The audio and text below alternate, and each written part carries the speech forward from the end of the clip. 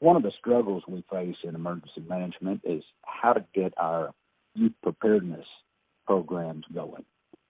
One of our partners in Arkansas, Gary Ragen of Arkansas Division of Emergency Management, has shown the best prowess thus far with his ability to start youth preparedness councils, youth preparedness camps. He starts at the top at the state level and seems to have success getting to the local levels. I spend a lot of time talking about Gary and his impact with partners of mine from regions across the United States. Today, Gary's going to share his secrets and how he does what he does. Hi, I'm Bill Bischoff, FEMA Region 6 Community Preparedness Officer. This is the hashtag R6 Prepared podcast. We shine the light on community preparedness across Arkansas, Louisiana, Oklahoma, New Mexico, and Texas, and the 68 tribal nations within. We hope you enjoy the show. For us, we modeled our Region 6 Youth Preparedness Council a bit after seeing what happens on the National Youth Preparedness Council. Right. And then I always felt like the way we wanted to go was to the local level, where really the huge benefit would be at the local level. So you, more than anybody else, you were the first one to start a state youth preparedness council back in, I believe, 2016. Right. And that had folks, young people from across the state of Arkansas thrown in. And then you saw huge benefit to that by them spinning off and starting the local youth preparedness councils. What were the benefits? What were the people doing? What were the young people doing in their communities that brought benefit to their communities? Well, that is true. That is where we realized that the best way to implement these councils was at the local level, because these students are interested in their homes, their families, their communities. So the impact is immediately reflected in what these students are doing. Some of these high school students are doing presentations in the elementary schools. Some of them are doing projects that are whole community based, and they're able to find success just locally, no matter what type of project that they're working on.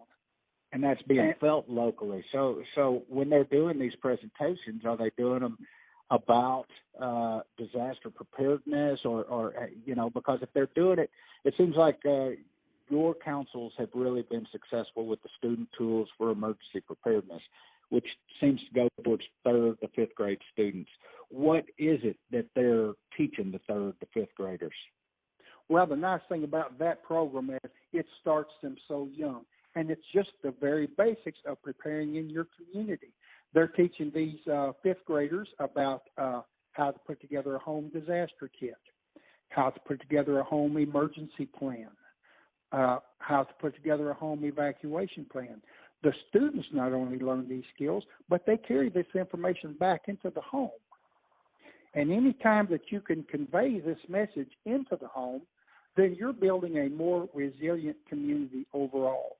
It gets the message of emergency preparedness in the homes. Fantastic.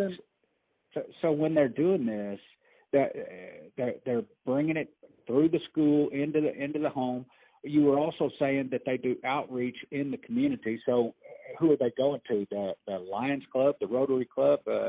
Just how's that work? Absolutely. They a lot of times they'll start out with an informational booth, say at the county fair or at a local fall festival, and they'll just interact with those individuals in the home, just again to get that message out of basic individual preparedness. They also are advocating with their schools on developing CERT teams. The students want this. They approach the schools, and they're taking what used to be a standard fire marshal role for a student, and they're going ahead and developing it into a full CERT program. So we have some schools that actually have put high school CERT students into a team in their high schools. So they're carrying the messaging into the schools as well as their homes.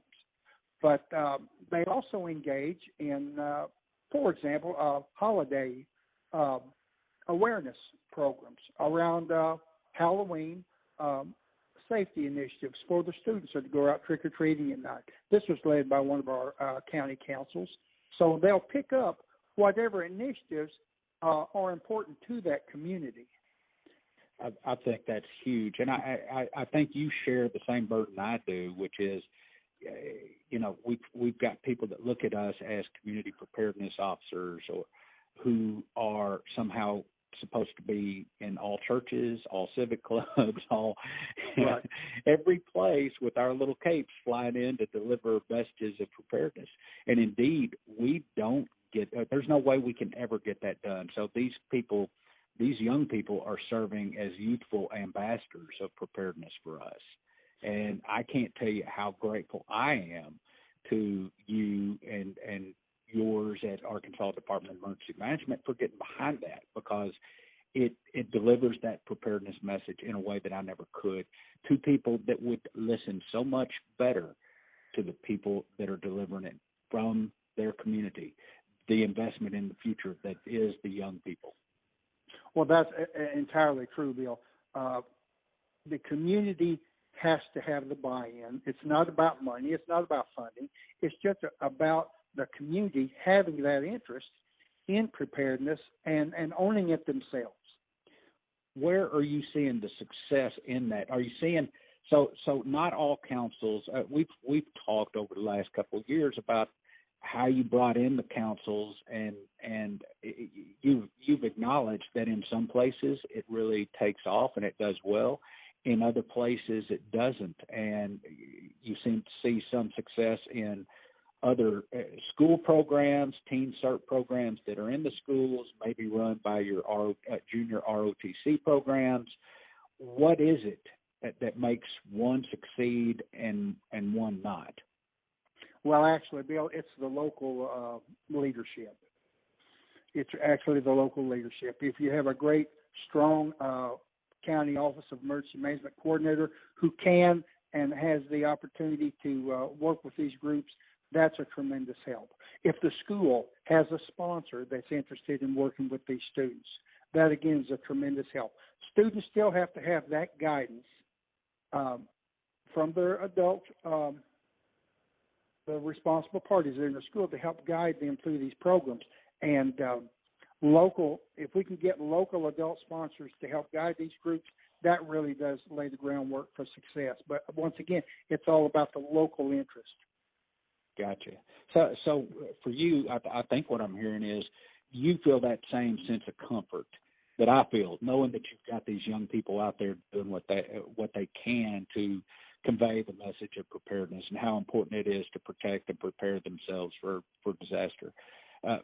But you're saying that's felt much more strongly at the local level?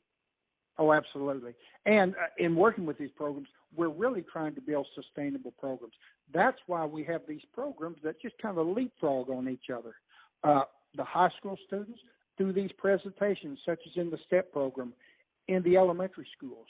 This is getting that foundation laid for these students to be interested in preparedness and taking it on as a community responsibility. Those fifth graders will eventually work their ways into the high school, where they can then continue as representatives on the county council. So it's a continuous, sustainable program coming up. Many of our students go on to college. Many enter into emergency management programs in college. Many of them enter into the responder fields, police, fire, and EMS, and it gives them an avenue to explore career opportunities as well as serve their communities. Where does it seem to resonate the most, in the larger cities or in the smaller cities? Because it sounds to me like the success may be seen a lot more in the more rural areas. We do seem to see more opportunity in the rural areas with the students. It could just be the rural nature of the community. It's easier for it to be a more prominent program within their community and gives them opportunity for leadership where otherwise they wouldn't have. They just don't have as many opportunities. So this really gives them a strong ability to go in and impact them and do some good. And the lack of resources in many small communities. really lends itself to these students being part of that solution.